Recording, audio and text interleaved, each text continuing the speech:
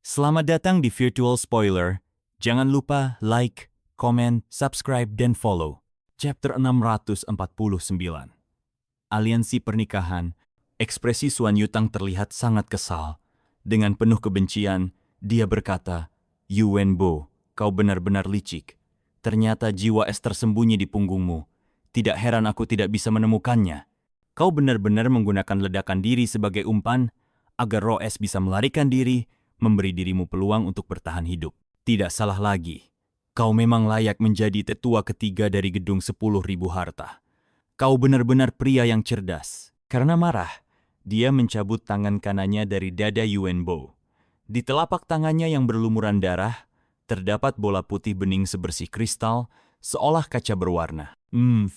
Suan Yutang mendengus dingin, lalu melambaikan tangan kirinya. Cahaya ilahi 9 warna menyelimuti kekuatan dantian Yuenbo dan perlahan diserap ke dalam tangannya. Aku telah mendapatkan Kalsedon. Meski gagal menangkap roh es, aku berhasil memperoleh niat bela diri lengkap dari Ki Kaisar. Ini bisa jadi semacam kompensasi. Dengan gerakan ringan, dia juga menyimpan cincin penyimpanan milik Yuenbo. Ia memandangi tubuh yang sudah tak berguna itu dengan tatapan dingin, dan nyala api hantu muncul di matanya. Mayat itu langsung terbakar dengan suara ledakan, lalu berubah menjadi abu dalam hitungan detik.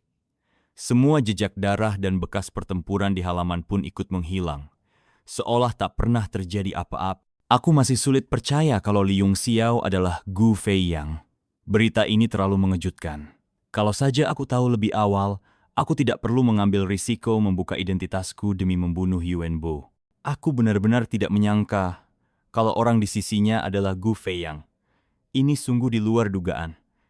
Tapi sekarang, dengan melarikan dirinya jiwa es, cepat atau lambat itu akan jadi masalah besar. Suan Yutang merenung dengan tenang. Tatapannya tampak ragu, lalu ia bergumam pada dirinya sendiri, tanpa intisari es, esensi es itu tidak akan bertahan lama. Karena dia sudah tahu identitasku, pasti dia akan mencari seseorang yang bisa dia percaya untuk membantu. Toko harta karun Myriad dan perusahaan perdagangan Tianyuan ada dalam pengawasanku. Jadi, kurasa dia tidak akan berani muncul di sana. Yuenbo, kemana engkau akan melarikan diri? Setelah berpikir sejenak, warna kulit Suan Yutang berubah menjadi kekuningan seperti lilin, dan tubuhnya menghilang dari halaman itu. Setelah kembali ke markas perusahaan perdagangan Tianyuan, Yongxiao memanggil 2 muridnya dan 2 wanita. Mereka berempat adalah orang-orang terdekat yang paling dia percaya. Xiao Huang Haolian bertanya dengan tak sabar, "Bagaimana hasilnya, Tuan?" Semuanya berjalan lancar. Yongxiao terkekeh pelan. "Aku sudah mendapatkan semua informasi yang kuperlukan. Iblis-iblis besar memang sudah pulih cukup banyak, tapi belum sampai ke titik yang tidak bisa dikendalikan. Yang membuatku gelisah adalah bola dunia itu. Menurut yang mereka katakan, benda itu bisa diperbaiki dengan sesuatu yang disebut roda Jushe. Aku sudah mempelajari Dao Seni selama bertahun-tahun, tapi belum pernah mendengar nama itu. Roda Jushe? Mereka semua tampak bingung dan menggelengkan kepala. Lupakan saja, bagaimanapun juga, wilayah suci akan segera turun tangan dalam urusan ini. Tang Jie dan Xiang tidak akan punya banyak waktu. Hanya saja, Ying Luo itu, wajah Yongxiao berubah serius. Lalu dia berkata, "Identitasku sepertinya mulai terbongkar." "Apa?" Keempatnya langsung terkejut. "Siapa orangnya?" "Aku belum tahu," jawab Yongxiao sambil menggelengkan kepala. Ia lalu menceritakan tentang serangan jarum sutra besi biru yang menimpanya di tengah jalan. "Sangat mungkin orang itu mengenalmu," kata Mo Xiao Chuan dengan nada serius. "Hanya seseorang yang memahami siapa dirimu yang bisa menggunakan metode sehalus itu untuk mengetahui identitasmu tanpa sepengetahuanmu. Apakah kau punya dugaan, Tuan Muda Yun?" "Aku punya beberapa dugaan, tapi belum yakin," kata Yongxiao pelan. Bahkan jika orang itu tahu, dia tidak akan berani menyebarkannya secara sembarangan. Untuk sekarang, lebih baik kita tunggu dan lihat. Lagi pula, cepat atau lambat, seluruh dunia akan tahu juga. Semakin cepat rahasia ini terbongkar, semakin cepat pula bisa kuatasi. Beberapa hari ke depan, aku akan masuk ke pengasingan untuk melatih teknik surgawi transformasi petir. Setelah kekacauan yang kami sebabkan belakangan ini, aku rasa kota lagu Yue yang akan cukup tenang untuk sementara waktu. Diam-diam menantikan acara besar dari 2 pertemuan yang akan datang. Semua orang bisa melihat bahwa dia sudah membuat keputusan sendiri. Jadi mereka tidak berkata apa-apa lagi dan pergi satu persatu. Setelah semua orang pergi, dan hanya Dinglinger yang tersisa, dia tampak ragu. Ingin mengatakan sesuatu, tetapi terdiam sejenak. Setelah berpikir, dia akhirnya berkata dengan lembut, "Tuan Muda Yun, aku belum berhasil menghubungi ayah. Aku agak khawatir, jadi aku berencana mengirim Ding Peng kembali ke markas untuk memeriksa keadaannya." "Ding Shan bukan orang biasa," kata Yung Xiao sambil mengernyit. "Kau tidak perlu terlalu khawatir sekarang. Lebih baik memang biarkan Ding Peng yang pergi." Dinglinger mengangguk pelan, tapi kekhawatiran masih jelas terlihat di wajahnya. Yung Xiao seolah bisa membaca isi hatinya. "Kau tidak hanya khawatir tentang ayahmu, kan? Ada sesuatu yang lebih besar yang kau pendam." Tubuh Dinglinger bergetar halus. Dengan suara pahit dia berkata, "Tuan Muda Yun benar-benar bisa melihat semuanya. Aku sudah memikirkannya baik-baik. Sepertinya ayah memang punya rencana tersendiri. Tapi aku tidak tahu apa yang dia pikirkan. Dan kenapa harus menyembunyikannya dariku? Apakah mungkin dia ingin mengujiku dengan menyerahkan kamar dagang padaku?"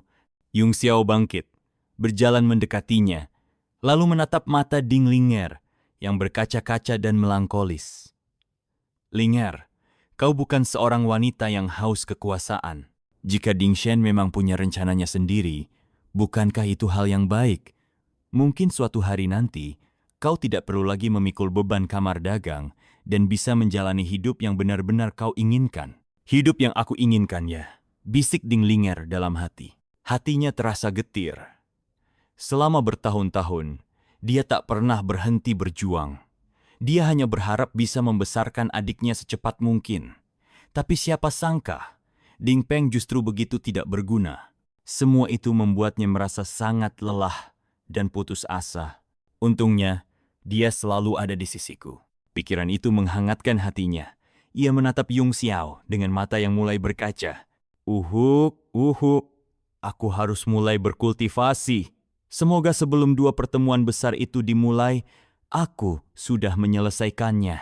Yung Xiao bisa merasakan perubahan suasana yang mulai canggung, jadi dia berpura-pura batuk beberapa kali untuk mengalihkan perhatian. "Tuan Muda Yun," kata Dinglinger pelan dengan wajah memerah, "silakan fokus saja pada kultivasi Anda." Ia lalu membalikkan badan dan pergi.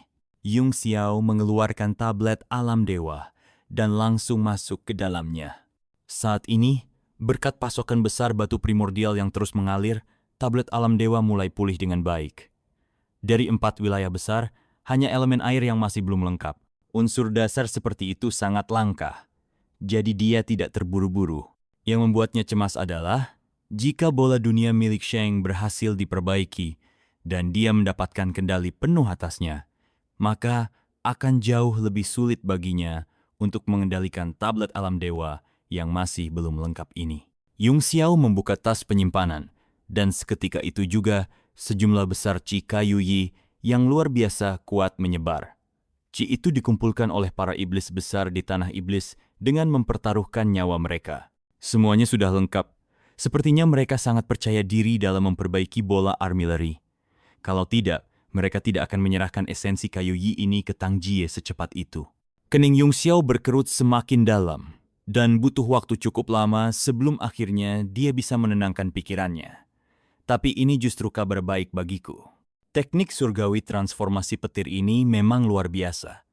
Aku akan berusaha menyelesaikannya sebelum benar-benar menguasai seni bela diri dan tekniknya. Ia membuang semua pikiran yang mengganggu dan mulai memusatkan diri pada Qi kayu Yi, melatih bentuk petir.